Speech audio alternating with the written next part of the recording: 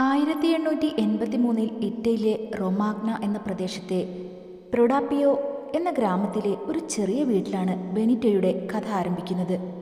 ആ വീടിനൊരു വശം തീക്ഷ്ണതയും മറുവശം ശാന്തതയുമായിരുന്നു.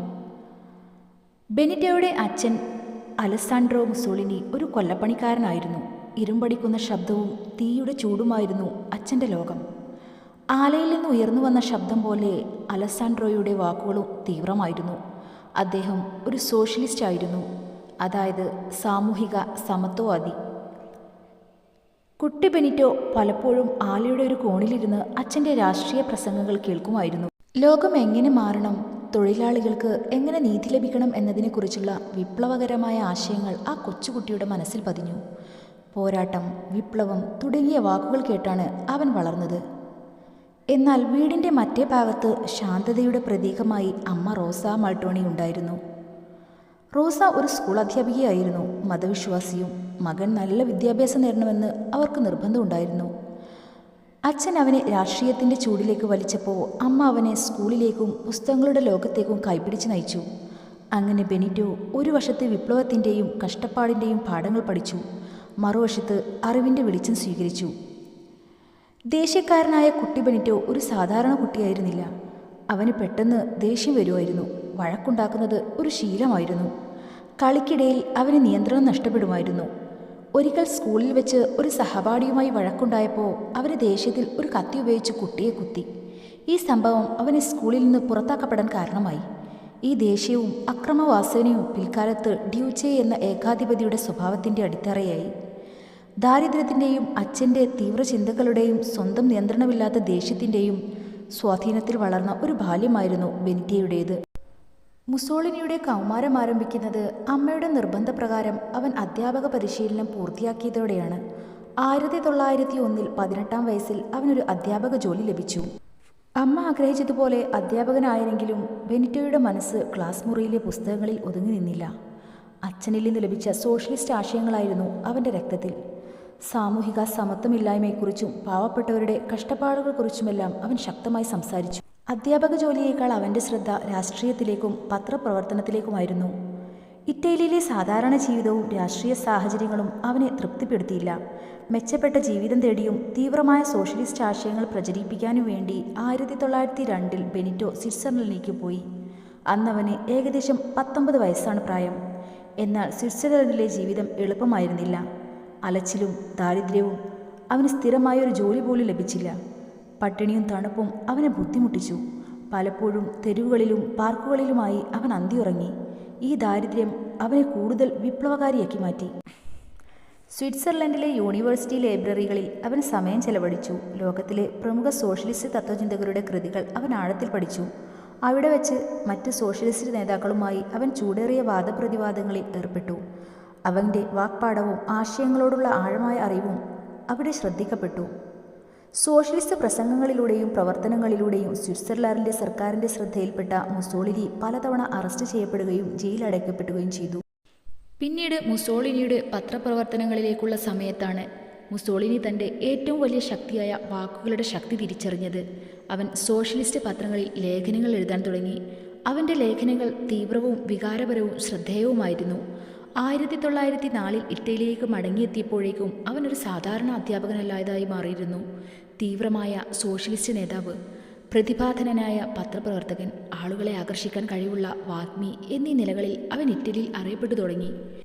ഈ യുവത്വമാണ് പിന്നീട് ഇറ്റലിയിലെ ഏറ്റവും വലിയ സോഷ്യലിസ്റ്റ് പത്രമായ അവന്തിയുടെ പത്രാധിപരായി മുസോളിനിയെ ഉയർത്തിയത്. എന്നാൽ ഈ സോഷ്യലിസ്റ്റ് ചിന്തകളിലാണ് അധികം വൈകാതെ 1-ാം ലോക മഹായുദ്ധത്തിൻ്റെ വെളിച്ചത്തിൽ വലിയ മാറ്റങ്ങൾ വരാനിരുന്നത്. ബെനിറ്റോ മുസോളിനിയുടെ 30കളും 40കളും ഏകദേശം 1913 മുതൽ 1923 വരെയായിരുന്നു. അദ്ദേഹത്തിൻ്റെ രാഷ്ട്രീയ ജീവിതത്തിലെ ഏറ്റവും വലിയ വഴിത്തിരിവുകൾക്കും ഫാസിസത്തിൻ്റെ പിറവിക്കും സാക്ഷ്യം വഹിച്ച ഒരു കാലഘട്ടം കൂടിയായിരുന്നു ഇത്. 1914 1-ാം ലോക മഹായുദ്ധം ആരംഭിച്ചപ്പോൾ സോഷ്യലിസ്റ്റുകൾ യുദ്ധത്തിനെതിരെ നിലപാടെടുത്തു. എന്നാൽ മുസോളിനി ഇറ്റലി യുദ്ധത്തിൽ ചേരണമെന്ന് ആവശ്യപ്പെട്ടു. ഈ നിലപാടിനെ തുടർന്ന് സോഷ്യലിസ്റ്റ് പാർട്ടി അദ്ദേഹത്തെ പുറത്താക്കി. ഉടൻ തന്നെ അദ്ദേഹം തീവ്രദേശീയതയെ പിന്തുണച്ചുകൊണ്ട് ഇൽ പോപ്പോളോ ഡി ഇറ്റാലിയ എന്ന പേരിൽ സ്വന്തമായി ഒരു പത്രം ആരംഭിച്ചു. ഇറ്റലി യുദ്ധത്തിൽ ചേർന്നപ്പോൾ മുസോളിനി സൈന്യത്തിൽ ചേർന്നു. യുദ്ധരംഗത്ത് അദ്ദേഹത്തിന് പരിക്കേൽക്കുകയും ചെയ്തു.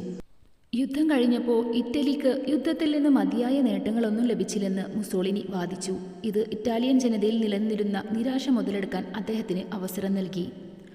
1919 അദ്ദേഹത്തിൻ്റെ 36-ാം വയസ്സിൽ അദ്ദേഹം ഫാസി ഡി കോമ്പാറ്റ്മെൻറ്റോ എന്ന പേരിൽ പുതിയ രാഷ്ട്രീയ പ്രസ്ഥാനം ആരംഭിച്ചു. ഈ പ്രസ്ഥാനമാണ് പിന്നീട് ഫാസിസ്റ്റ് പാർട്ടിയായി മാറിയത്. ഇദ്ദേഹത്തിന്റെ അനുയായികളായ കറുത്ത കുപ്പായക്കാർ എതിരാളികളായ സോഷ്യലിസ്റ്റുകളെയും കമ്മ്യൂണിസ്റ്റുകളെയും തെരുവിൽ ആക്രമണത്തിലൂടെ നേരിട്ടു. ഇത് രാജ്യത്ത് ഭയം സൃഷ്ടിച്ചു. മുസോളിനിയുടെ 40-ാം കാലഘട്ടത്തിലാണ്, ഈ ദശാബ്ദത്തിലാണ് മുസോളിനി ഇറ്റലിയുടെ ഏകാധിപതിയായി വളരുന്നത്. 1922 അതായത് അദ്ദേഹത്തിൻ്റെ 39-ാം വയസ്സിൽ അദ്ദേഹം തൻ്റെ കറുത്ത കുപ്പായക്കാരുമായി റോമിലേക്കുള്ള മാർച്ച് നടത്തി. രാജാവ് വിക്ടർ ഇമ്മാനുവൽ മൂന്നാമൻ സൈന്യത്തെ ഉപയോഗിച്ച് ഫാസിസ്റ്റുകളെ നേരിടുന്നതിനു പകരം മുസോളിനിയെ പ്രധാനമന്ത്രിയായി നിയമിച്ചു. ഏകാധിപതിയുടെ ഉദയം പ്രധാനമന്ത്രിയായ ശേഷം മുസോളിനി അധികാരം മുഴുവൻ തൻ്റെ കൈകളിൽ ഒതുക്കാൻ തുടങ്ങി. 1925 അദ്ദേഹം പരസ്യമായി തന്നെ ഏകാധിപതിയായി പ്രഖ്യാപിച്ചു. ഇതോടെ അദ്ദേഹം ഇറ്റലിയുടെ ഇൽ ഡ്യൂച്ചെ എന്ന നേതാവ് അറിയപ്പെട്ടു. മുഴുവൻ രാഷ്ട്രീയ പാർട്ടികളെയും നിരോധിച്ചു, മാധ്യമ സ്വാതന്ത്ര്യം ഇല്ലാതാക്കി, എതിരാളികളെ അടിച്ചമർത്തി. അദ്ദേഹത്തിൻ്റെ 40കളിൽ രാജ്യത്ത് വലിയ വികസന പ്രവർത്തനങ്ങൾ അദ്ദേഹം ആരംഭിച്ചു. റെയിൽവേകൾ, റോഡുകൾ, പാലങ്ങൾ എന്നിവ നിർമ്മിച്ചു. 1929 അദ്ദേഹം വത്തിക്കാനുമായി ലാറ്ററൻ ഉടമ്പടി ഒപ്പുവെച്ചു. ഇത് ഇറ്റലിയും റോമൻ കത്തോലിക്ക സഭയുമായുള്ള ബന്ധം സാധാരണ നിലയിലാക്കി. ഈ 2 ദശാബ്ദങ്ങൾക്കിടയിൽ ഒരു സോഷ്യലിസ്റ്റ് പത്രപ്രവർത്തകരിൽ നിന്ന് മുസോളിനി ഒരു ഫാസിസ്റ്റ് ഏകാധിപതിയിലേക്ക് രൂപാന്തരപ്പെട്ടു. അദ്ദേഹത്തിൻ്റെ 40കളുടെ അവസാനമായപ്പോഴേക്കും ഇറ്റലി ഒരു ജനാധിപത്യ രാജ്യത്തിൽ നിന്ന് ഒരു സ്വേച്ഛാധിപത്യ രാജ്യമായി മാറിയിരുന്നു. മുസോളിനിയുടെ 50കളിൽ, അതായത് 1933 മുതൽ 43 വയസ്സുവരെയുള്ള കാലഘട്ടമായിരുന്നു അദ്ദേഹത്തിൻ്റെ അധികാരം ഉച്ചസ്ഥായിലെത്തിയതും എന്നാൽ പതനത്തിലേക്ക് വഴിമാറിയതുമായ ഒരു കാലഘട്ടമായിരുന്നു അത്. ഈ സമയത്താണ് അദ്ദേഹം ലോകവേദിയിൽ ഒരു പ്രധാന ശക്തിയായി മാറുന്നതും എന്നാൽ 2ാം ലോക മഹായുദ്ധത്തിൽ തൻ്റെ രാജ്യത്തെ തകർച്ചയിലേക്ക് നയിക്കുന്നതും. അദ്ദേഹത്തിൻ്റെ ജീവിതത്തിലെ 50 വയസ്സുകളുടെ തുടക്കത്തിലാണ് അധികാരത്തിൻ്റെ ഉച്ചസ്ഥായിലെത്തുന്നത്, അതായത് 1930കളുടെ മധ്യം. ഇറ്റലിയുടെ ഏകാധിപതി എന്ന നിലയിൽ ലോക ശ്രദ്ധ നേടി. ഡ്യൂച്ചെയുടെ വാഴ്ച. ഇറ്റലിയിൽ എതിർശബ്ദങ്ങളെല്ലാം അടിച്ചമർത്തപ്പെട്ടു. അദ്ദേഹത്തിൻ്റെ ചിത്രങ്ങൾ എല്ലായിടത്തും സ്ഥാപിക്കപ്പെട്ടു. ഇൽ ഡ്യൂച്ചെ എപ്പോഴും ശരിയാണ് എന്ന മുദ്രാവാക്യം പ്രചരിപ്പിച്ചു. പുരാതന റോമാ സാമ്രാജ്യത്തിൻ്റെ പ്രതാപം തിരികെ കൊണ്ടുവരണം എന്നതായിരുന്നു അദ്ദേഹത്തിൻ്റെ പ്രധാന ലക്ഷ്യം. ഇതിനായി അദ്ദേഹം സൈനികമായി രാജ്യത്തെ ശക്തിപ്പെടുത്താൻ തുടങ്ങി. 1935 മുതൽ 36 വരെയുള്ള കാലഘട്ടം, അതായത് അദ്ദേഹത്തിൻ്റെ 52ാം വയസ്സിൽ അദ്ദേഹം ആഫ്രിക്കൻ രാജ്യമായ എത്യോപ്യയെ ആക്രമിച്ചു കീഴടക്കി. ഈ വിജയം ഇറ്റലിയിൽ അദ്ദേഹത്തിന് വലിയ ജനപ്രീതി നേടിക്കൊടുത്തു. എങ്കിലും അന്താരാഷ്ട്ര സമൂഹത്തിൽ അദ്ദേഹം ഒറ്റപ്പെട്ടു. സ്പെയിനിലെ ആഭ്യന്തര യുദ്ധത്തിൽ ഫാസിസ്റ്റ് പക്ഷത്തെ പിന്തുണച്ച് അദ്ദേഹം സൈന്യത്തെ അയച്ചു. ഈ ഒറ്റപ്പെടൽ അദ്ദേഹത്തെ ജർമ്മനിയിലെ ഏകാധിപതിയായ അഡോൾഫ് ഹിറ്റ്ലറുമായി അടുപ്പിച്ചു.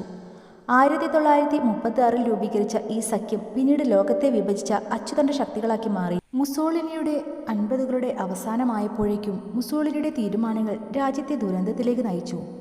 വംശീയ വിവേചനം. ഹിറ്റ്ലറുമായുള്ള സൗഹൃദത്തെ തുടർന്ന് 1938 ഇറ്റലിയിൽ യഹൂദ വിരുദ്ധ നിയമങ്ങൾ നടപ്പിലാക്കി. ഇത് മുസോളിനിയുടെ ചരിത്രത്തിലെ ഒരു കറുത്ത അധ്യായമായി. 2ാം ലോക മഹായുദ്ധം, അതായത് അദ്ദേഹത്തിൻ്റെ 57ാം വയസ്സിൽ ജർമ്മനി ഫ്രാൻസിനെ കീഴടക്കിയപ്പോൾ യുദ്ധത്തിൻ്റെ വിജയം തട്ടിയെടുക്കാൻ വേണ്ടി മുസോളിനി സഖ്യകക്ഷികൾക്കെതിരെ യുദ്ധം പ്രഖ്യാപിച്ചു. ഇറ്റലിയുടെ സൈന്യം യുദ്ധത്തിന് സജ്ജമായിരുന്നില്ല. ഗ്രീസ്, വടക്കൻ ആഫ്രിക്ക തുടങ്ങിയ സ്ഥലങ്ങളിൽ ഇറ്റാലിയൻ സേന കനത്ത പരാജയങ്ങൾ നേരിട്ടു. ജർമ്മനിയുടെ സഹായമില്ലാതെ മുന്നോട്ടു പോകാൻ ഇറ്റലിക്ക് കഴിഞ്ഞില്ല. 1943 മുസോളിനിക്ക് 60 വയസ്സുള്ളപ്പോൾ സഖ്യകക്ഷികൾ ഇറ്റലിയിലെ സിസിലിയിൽ വന്നിറങ്ങി. സൈനിക പരാജയത്തിലും ജനങ്ങളുടെ പ്രതിഷേധത്തിലും ഭയന്ന ഫാസിസ്റ്റ് ഗ്രാൻഡ് കൗൺസിൽ അദ്ദേഹത്തിനെതിരെ വോട്ട് ചെയ്തു. 1943 ജൂലൈ 25 രാജാവിൻ്റെ നിർദ്ദേശപ്രകാരം മുസോളിനിയെ അറസ്റ്റ് ചെയ്ത് തടവിലാക്കി. അങ്ങനെ 50കളോടുകൂടി ലോകത്തിലെ ഒരു പ്രധാന ശക്തിയായി ഉയർന്ന അദ്ദേഹം തൻ്റെ അവസാന വർഷമായ 60ാം വയസ്സിൽ അധികാരം നഷ്ടപ്പെട്ട് ജയിലിലായി. മുസോളിനിയുടെ ജീവിതത്തിൻ്റെ അന്ത്യം നാടകീയവും അക്രമാസക്തവുമായാണ് അവസാനിച്ചത്. 2ാം ലോക മഹായുദ്ധത്തിലെ പരാജയങ്ങളെ തുടർന്ന് അധികാരം നഷ്ടപ്പെട്ട അദ്ദേഹത്തിൻ്റെ അവസാന നാളുകൾ ഇറ്റലിയുടെ വടക്കൻ ഭാഗത്തെ ഒളിജീവിതത്തിലായിരുന്നു. 1943 രാജാവ് മുസോളിനിയെ അറസ്റ്റ് ചെയ്തെങ്കിലും ജർമ്മൻ സൈന്യം അദ്ദേഹത്തെ സാഹസികമായി രക്ഷപ്പെടുത്തി. ഹിറ്റ്ലറുടെ സഹായത്തോടെ അദ്ദേഹം വടക്കൻ ഇറ്റലിയിൽ ഇറ്റാലിയൻ സോഷ്യൽ റിപ്പബ്ലിക് എന്ന പേരിൽ ഒരു സർക്കാരിന് രൂപം നൽകി.